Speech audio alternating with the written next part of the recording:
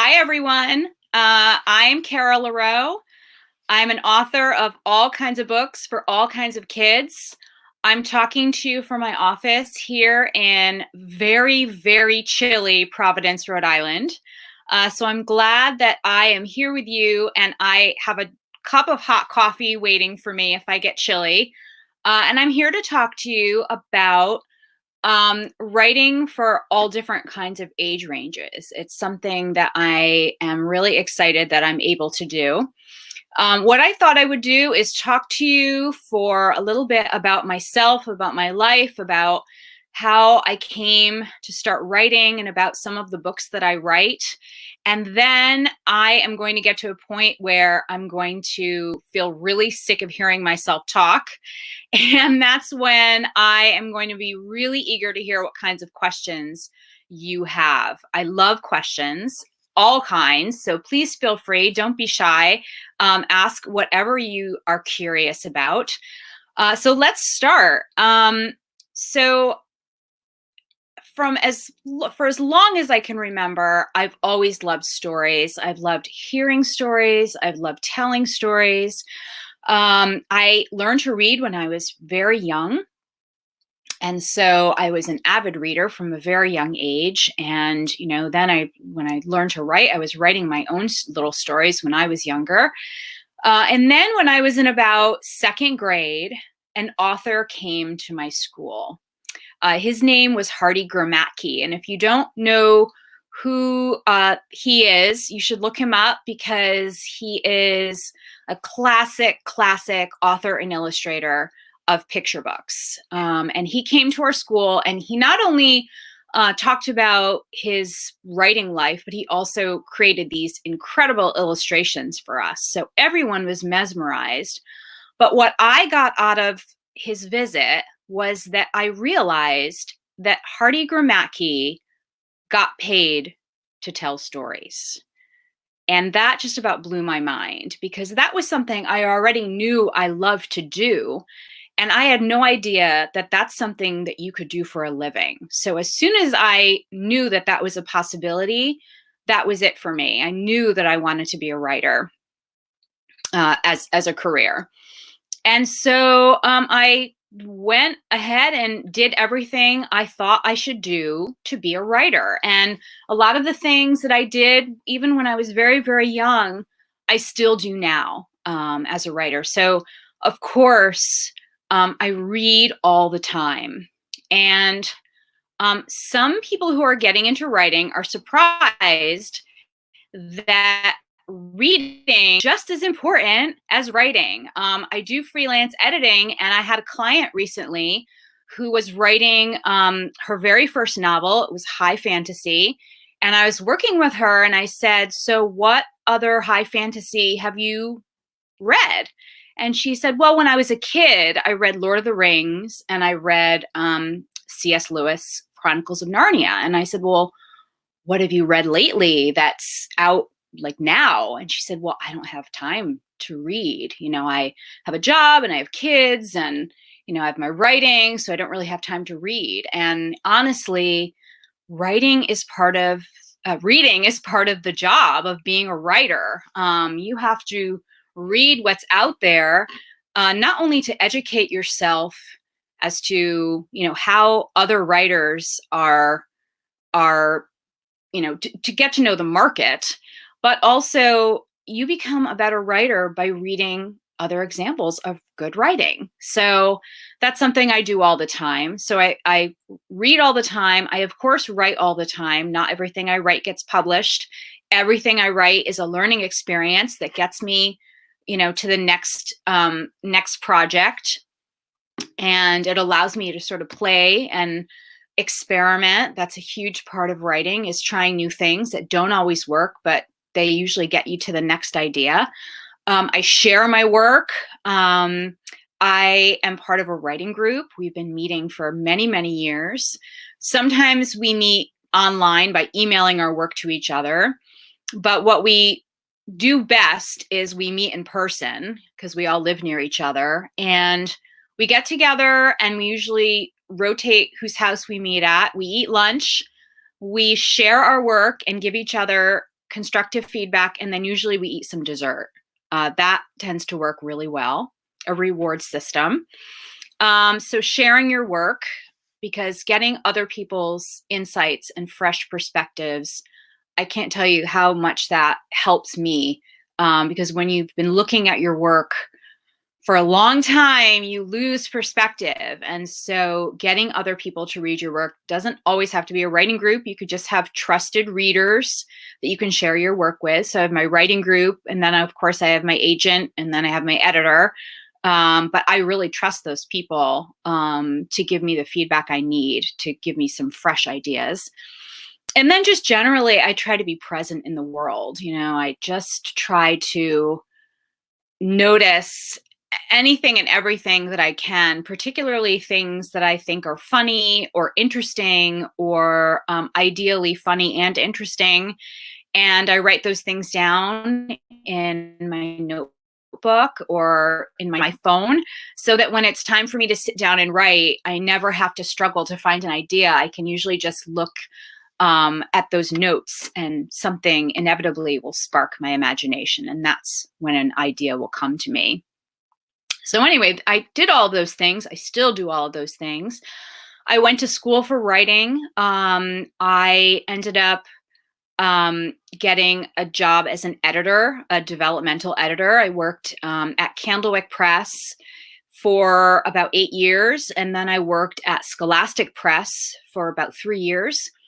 And that was super inspiring. Of course, I worked with some incredibly talented authors and illustrators who inspired me. And also, when I worked at Candlewick, one of my other jobs, other than like acquiring my own projects and editing them, was I was the American editor for all of the books that were published in the US that were originally published by Candlewick's parent company, which is Walker Books in London.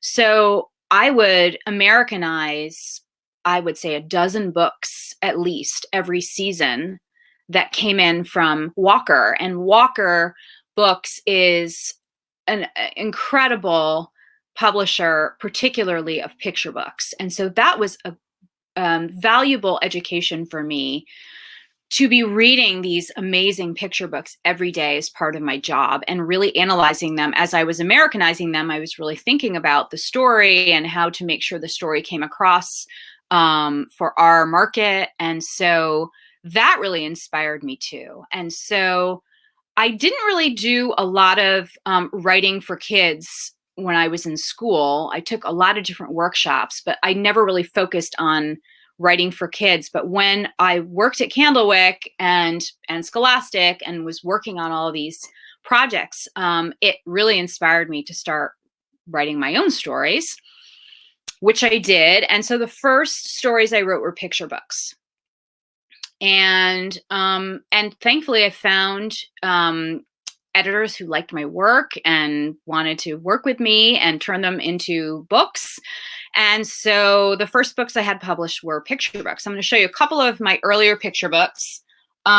This one is kind of, let's call it for me, because it's been out for about 10 or 15 years now. There's a glare here. It's called Ugly Fish.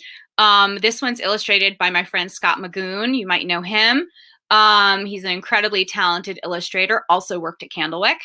And it's about this guy who is not only ugly on the outside, but ugly on the inside. And he refuses to share his tank with any of the other fish. Sharon's it the hard way. That's all I'm going to say about this one. And then I'll just show you one other one. This one was really fun. I did this one with Disney. It's called No Slurping, No Burping, A Tale of Table Manners.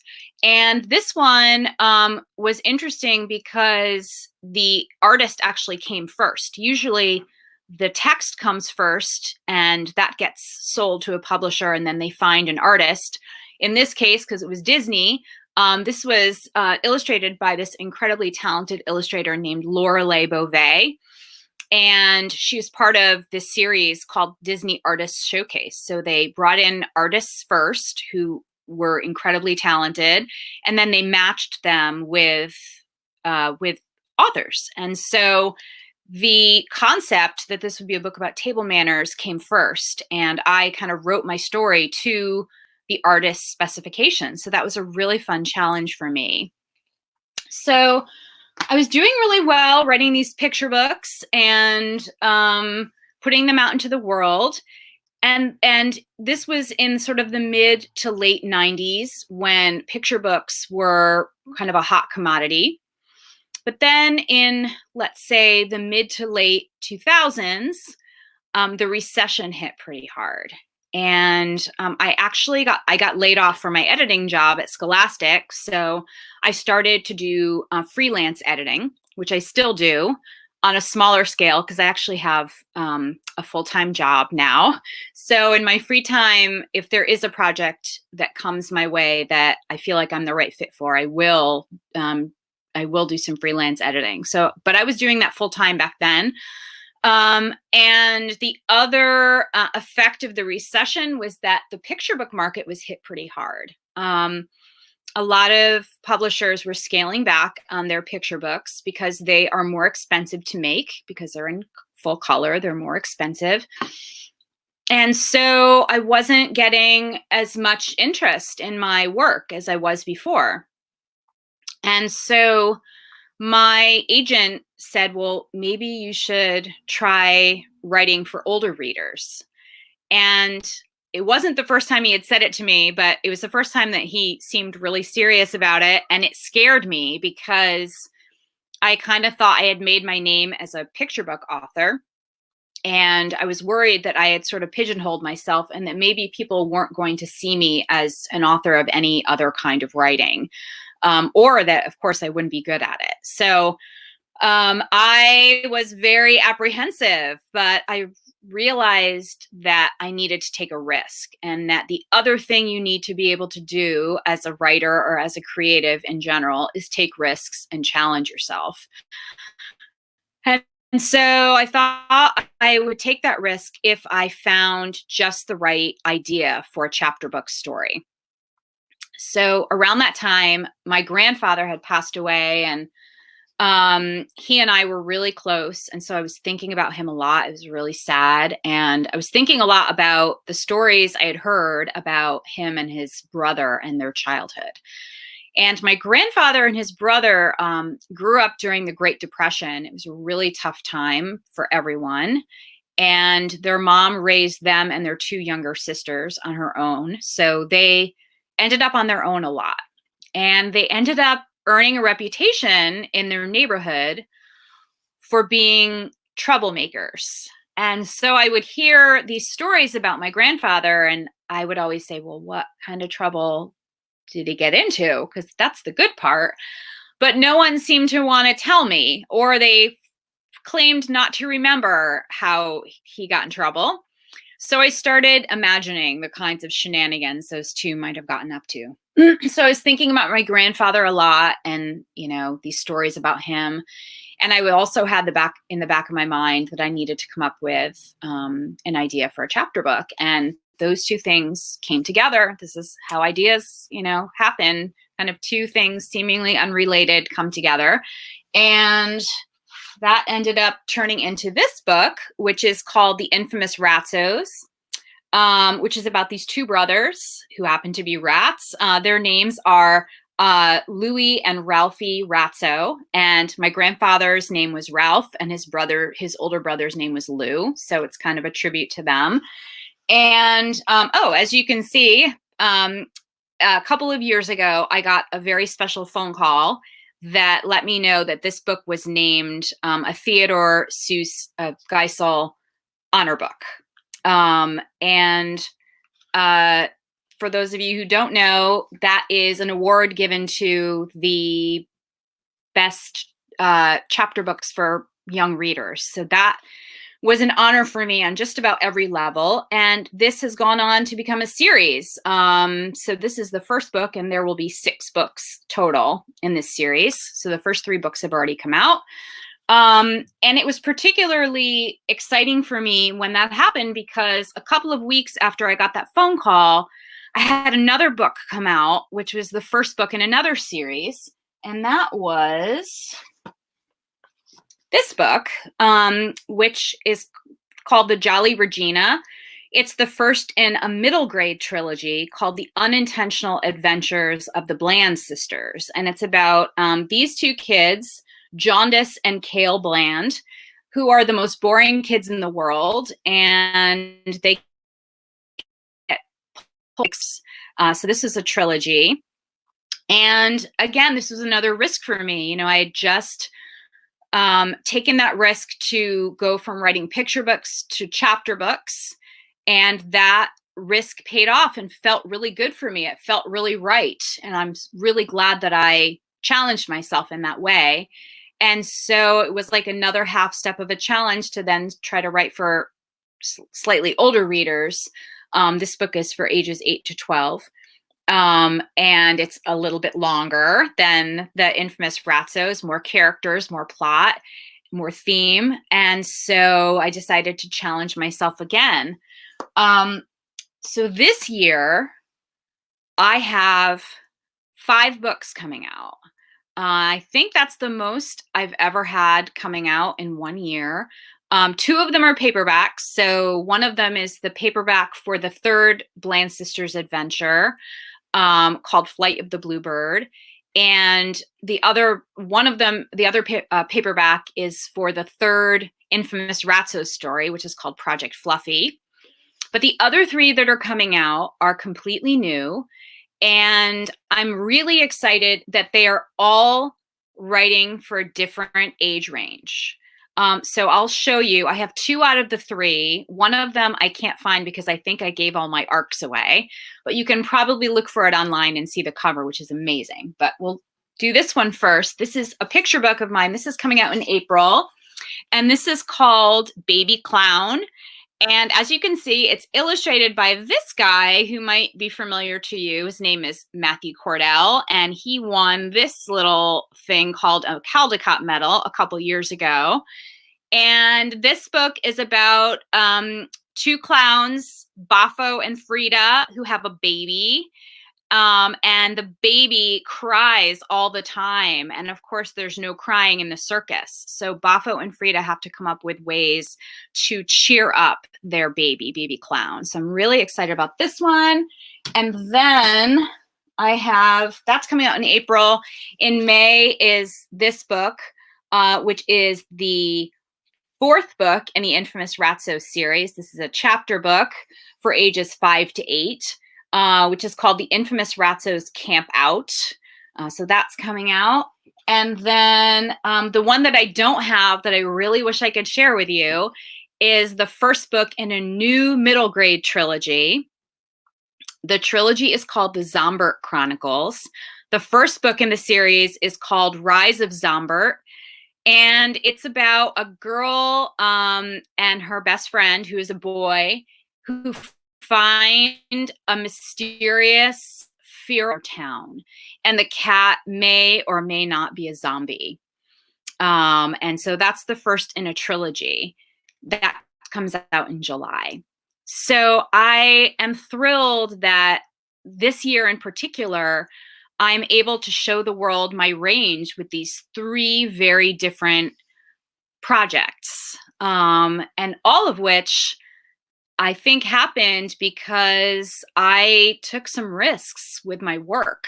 So I hope that hearing a little bit about my career has educated you or inspired you. I certainly hope that hearing about some of the risks I've taken in my work maybe inspires you to take some risks in your work. I think that the only way we learn, the only way we improve, not only in writing, but in any aspect of life, is by continuing to challenge ourselves and take risks and try new things, and make mistakes. Like I said, everything that I write doesn't get published. A lot of it is like a learning experience that teaches me something to get to the next thing.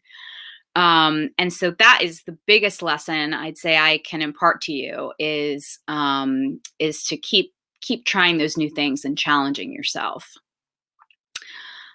I told you I was going to get really sick of hearing myself talk, and I think that point is now. So if you're out there and listening and you have some questions, I'd really love to hear what they are. I see one has popped up over here, which is what are the advantages of writing in different genres or categories?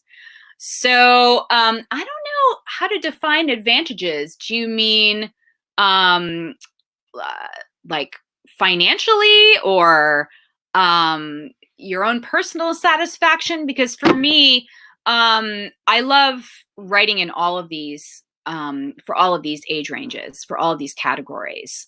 Each one of them has things about them that I love, that challenge me. You know, picture books are shorter, but they're more challenging to write because they are shorter.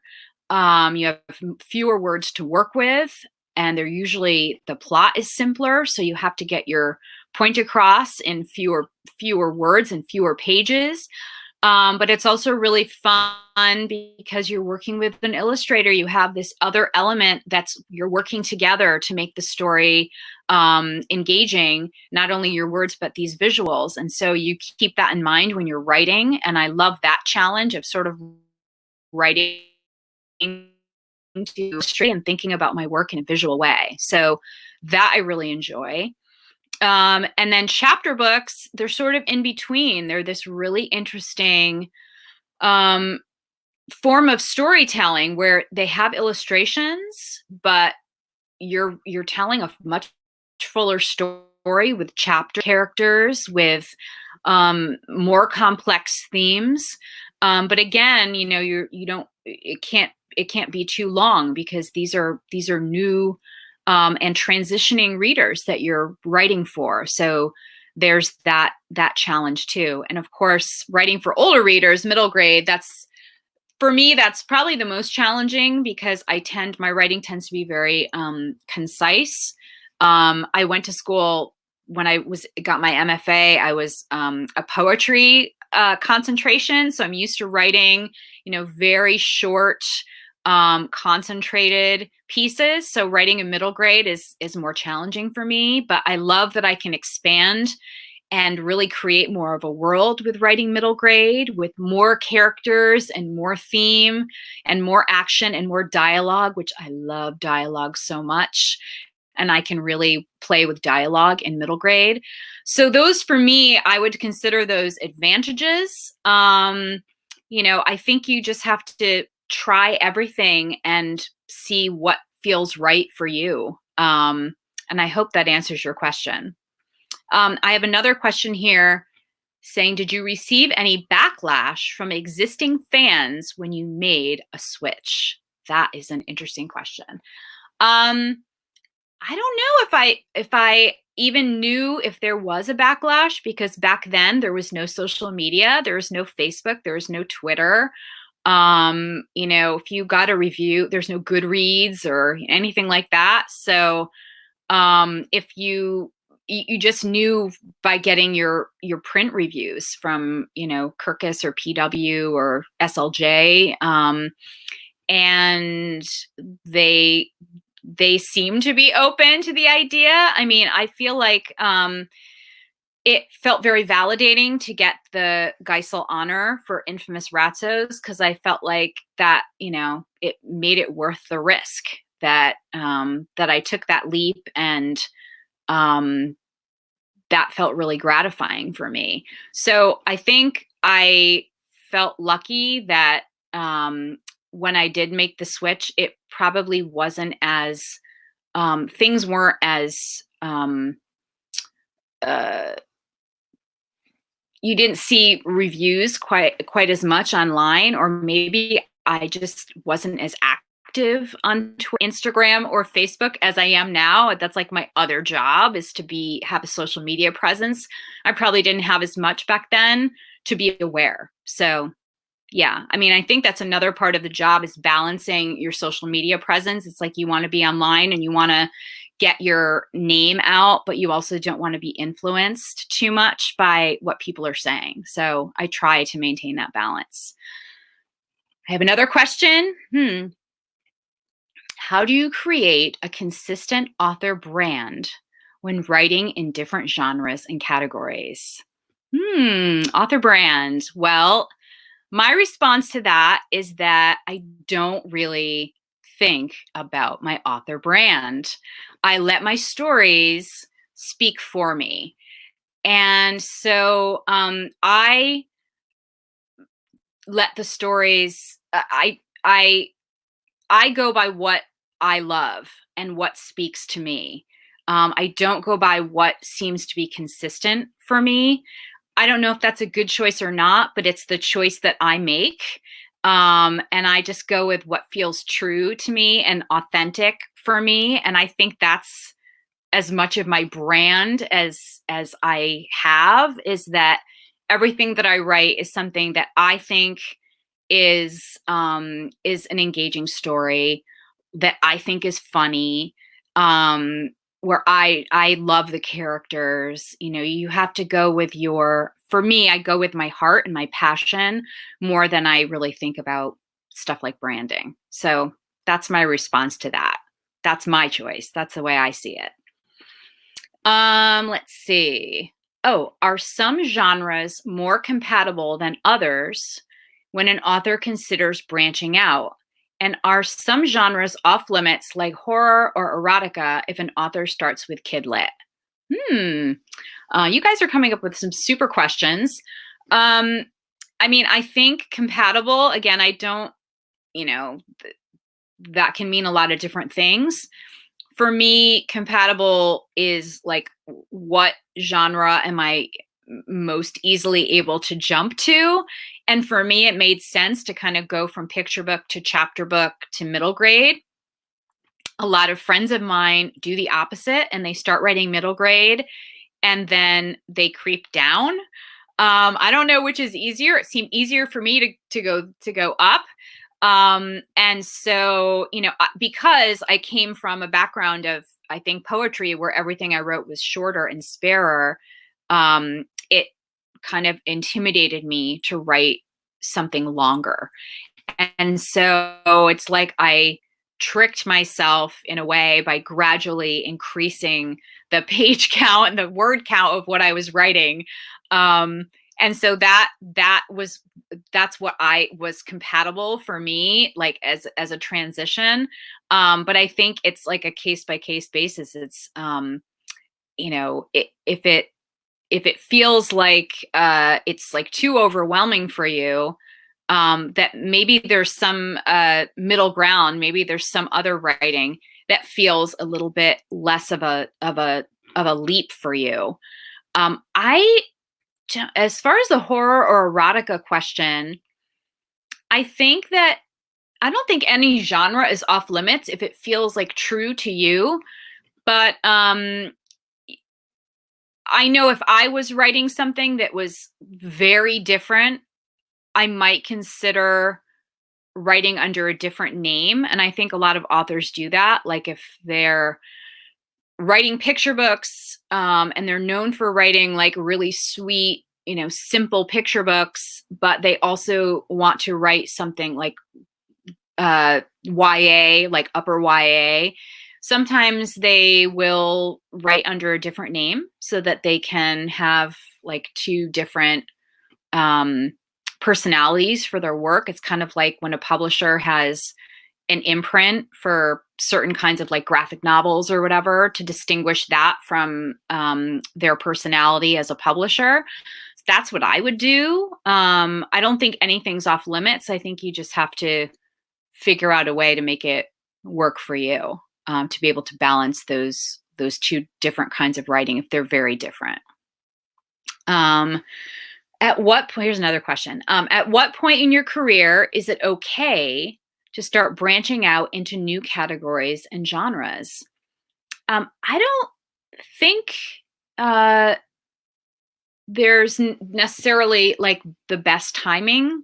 I don't think that really exists. I think, and again, I'm speaking for myself, like I go where the story is. So if the story comes to me that I think is really compelling, I just start writing it, and I don't worry about who it's for until later, and then I figure out who it's for. So I go by story the story that speaks to me and not necessarily who the audience is. And I don't know if that's the right answer, but that works for me. It's like I'm guided by that. And that's worked for me so far. So that's what I would say to you is I don't think you should be worried if you're early in your career um, about branching out and trying something new, especially if you're someone who's just starting out and you don't have an agent yet. An agent wants to see that you have a diverse portfolio and that you're not just one thing, so that they know that there's a lot of different angles for them to sell to and audiences and editors that they can sell to. So if you can write for more than one audience, I think that that just makes you stronger as a potential client. That's something else to think about that I always tell my editorial clients. Someone just asked, should you get a pseudonym if you're writing across different age categories? And like I said, that's something that I would consider. But that's also something that I would talk to my agent about before making that decision, because they would know better about that kind of thing than I would. And so I think that that's a decision that would be best left up to your agent once you have someone like that to support you and answer those questions that have more to do with placing you, how to place your work. All right, I've got another question here. I've heard that publishers like to place writers in boxes, that sounds painful, and have them write only the same thing. Is this true? Does the answer differ between a debut writer and an experienced writer? Well, I guess as a debut writer, you probably haven't written anything at all. So you haven't been put in a box yet. So you have opportunity to figure out who you want to be. If you have a book that does really, really well and sells really well, it makes sense that your publisher would want you to write more of that. It's up to you ultimately if that's what you're comfortable with. And for me, I have series. I have like the infamous Ratzos, that's 6 books in a series, which I really like writing, but I don't think anyone wants to be known as being like a one-note author, or most people don't. That's not their thing. That's not my thing. So I'm always working on other projects, and if my publisher doesn't want to do that, then I go with a different publisher. I mean, I'd say most writers out there have who have more than one publisher. It's like you have one publisher that does one kind of book with you, and then one publisher that does another kind of book with you, so that if you feel like the publisher doesn't want to go with you on the journey of, taking a leap and trying something else, they're just not the right publisher for your work. And maybe you need to find a different house to work with you. And so that's happened to me many times. And it's actually great that you have the chance to work with a different publisher, a different editor, a different style. Again, that's like another challenge for you in your work. So that's my answer for that one. I hope that was clear. How do you handle marketing multiple books? I am still figuring that out. I don't think any of us really know what we're doing as far as marketing goes. Like personal marketing, I kind of try different things and see what sticks. And I don't really know what sells more books and what doesn't. I, of course, consult very heavily with each publisher to know what they're doing for my books. And I try to shape whatever my own personal self-promotion is going to be around whatever their plan might be for me, and try to supplement whatever they're doing with whatever ideas I come up with. I think it always helps to promote yourself and your work, but you shouldn't make yourself crazy over it, because honestly, you cannot control what becomes a bestseller. You can't control that on your own with your own self-promotion. You just have to do what feels right for you and right for your book. And so that's what I do. Someone said, how do you break into writing for another age group? My answer to that is you just do it. Um, and by do it, I mean um, do all the things that I told you I do, which is I read a lot of books written by other authors who are writing for that age group, who I know are amazing.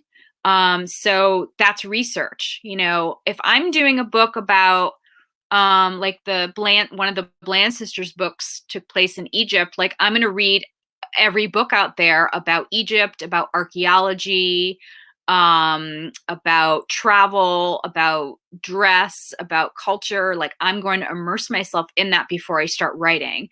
And the same goes for more generally, if you're going to start writing YA, or you're going to start writing romance, or you're going to start writing a chapter book, you go out there and you read everything to immerse yourself in that world and to see like what people are doing now and how they're doing it and how they're doing it well, and educating yourself. And so that is how I do it. And that's how I know a lot of people, a lot of my peers do it, and that feels right. So that's what I would suggest. Here's another question.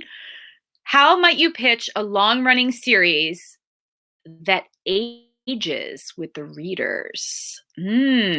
Well, series are tough because publishers, and rightly so, they're not going to necessarily sign up an entire series up front unless you are an already very established author with a proven sales track record, particularly for that age range. And so usually a publisher will sign up one book or maybe two and see how they do. Um, and if they do really well, they'll sign up more. What I have done in the past with my work is that I will, of course, write the first manuscript, and then I will write synopses for every other book after that. And those are not necessarily to submit to the editor, but those are for myself and my agent to keep in our pocket, so that if the editor decides that they might want more, that I already have something fleshed out. So, it would be nice if publishers were able to take that kind of financial risk, but they just aren't. That's just a reality of the business. And so I would, if I were you, write that first manuscript, make sure it's as strong as it can be, and then come up with some synopses for the next couple of books in that series, and keep those in your back pocket. Someone's just asked, are there disadvantages to splitting your efforts between two genres? I haven't encountered any other than a time constraint because, like I said, I work a full-time job, and I commute to that job to another city. And so my free time is pretty limited. So that's the only constraint I see, is that if you feel like you don't have the time to devote to two, you've basically got to decide which story is calling to you more than the other one, and maybe focus on that one first. Yeah, I can't really, I can't really see any issue with that. I mean, I think because I've been doing it for so long, it's fairly easy for me to switch from one to the other. If you have that problem, and if you're like writing picture books and writing YA, if it's hard for you to switch gears, then maybe that's not for you. But I think also, working on more than one book, there's a real advantage to that, because if you get stuck writing, I get stuck a lot. I'll be writing and something just isn't working, and I'll step away from my work. That's my response, is that I need some time away. That's usually a red flag for me that I'm too immersed in it. And so either I go and do something else, like I go for a walk or take a shower or drink a cup of coffee or watch something really good on TV. Or I work on something else. I work on another project that is completely different. And so sometimes it's a good thing to juggle a couple of projects, because when one is like not speaking to you, you can still be productive and work on something else, if that works for you. So that's my response to that. Is it okay to switch the genre of my series halfway through? I don't know what you mean by genre. Do you mean, uh, I don't have a lot of experience writing in different genres. I've experienced writing for different age ranges. Do you mean like turning something from um, like high fantasy to romance, or to horror? Because if you can do it, if it feels natural in the story, if it's right for the story and that feels authentic, then I think that's okay. I think a lot of those questions boil down to, for me, does it feel right for the story? If it feels right for the story and you can do it in a way that feels natural and honors the story, then I don't see there would be a problem with it. But again, I'm not necessarily as experienced in writing for different genres as maybe some other people. So maybe you might want to ask some other people who are more experienced in that way. Yeah, sorry, I can't give you like the best answer to that one, because I feel like I'm not as equipped. I'm gonna go for another one though. Social media, a website, a blog, etc., are already a huge time commitment. Truth. Is it necessary to have different social media accounts if you write in multiple genres, age groups, thus making it an even bigger time commitment? Just reading that question was exhausting. No offense to you, just the nature of the question. No, it is not necessary to have different accounts. Oh my gosh, if I had to have a different account for each age range, I would exhaust myself. My account is for myself, as an author.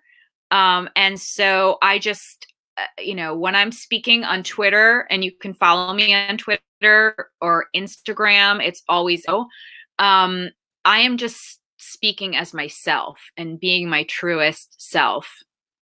And so that's what I do. I think that there are some authors out there who have very distinct, like, famous characters, and sometimes they also have an account for their character. And I don't know if that's the author or if that's the publisher. I think sometimes when there are separate accounts, it's not necessarily the author, it's the publisher doing that work. In any case, I don't think that's necessary for you. It's definitely not necessary for me. I mean, it's enough to maintain presence on all these different social media sites. Having multiple personalities, I think would put me over the edge, honestly. So that's my response to you. Take care of yourself. Here's another one. If I write YA, is it better to age up to adult or age down to middle grade, or does it not matter? And I'm assuming you mean like, not in the same story, but like if you wanted to try writing something else, should you try writing adult or should you try writing middle grade? And my response is, whatever feels right for you. And, for me, I have not gotten the bug to write young adult. It's never really come to me. But if that happened, I would try it. It just made sense for me. I wrote up, but and right now, actually, I should tell you, I didn't say this before. The next thing I want to try to write is contemporary middle grade. Everything I've written so far has been, the Bland Sisters was kind of humorous and not really contemporary. Zomber is contemporary, but it's more like mystery suspense. And so I kind of want to get into writing like contemporary and even try writing something longer for middle grade. But that was what was right for me. And so I say try both. I'd say try writing for adult and try writing younger for middle grade and see which one feels right for you in the moment and go for it. If that's what feels right for you, then go for it. That's what I would do. I would just play and I would experiment. And if one felt like, oh, doesn't feel right. And the other one, I was like, I could see myself continuing to write this. I want to see what happens in the story. That's usually what informs my choices, is my own selfish responses, because you're the one that has to do the work, honestly. So if it speaks to you, then keep doing it. Can I use the same agent for each type of book, or do I need to query again?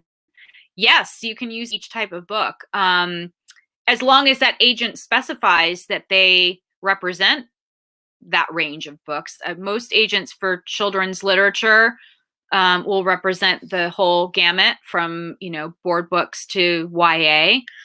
Some agents just work in YA, or that's like their specialty, or just do, picture books. They represent picture book authors and illustrators. But most of them out there would do the full range. I think the only time you might run into an issue is if you were writing for kids and you also wanted to write for adult, because I don't know a lot of agents who represent both. So in that case, you might need a different agent for your adult work. So I think, that is all part of the process of finding an agent. Okay, let's see. You know what? I'm going to take a sip of coffee, and you can admire my coffee mug as I do so. This is very true about me. Okay. Is it common for writers to publish in different categories? Should a new author expect to do it at some point? I think common. It really depends on the author. Some authors write picture books and that's their thing, that's their strength, and they are great at it. And if it doesn't feel right, don't do it. Is my response, I guess. Like I said, some authors kind of stick to one thing and that's their strength, and that's great. And some authors branch out and try and write for different audiences, and that works for them. There's really no right or wrong answer. It's what works for you. So that's my response to that.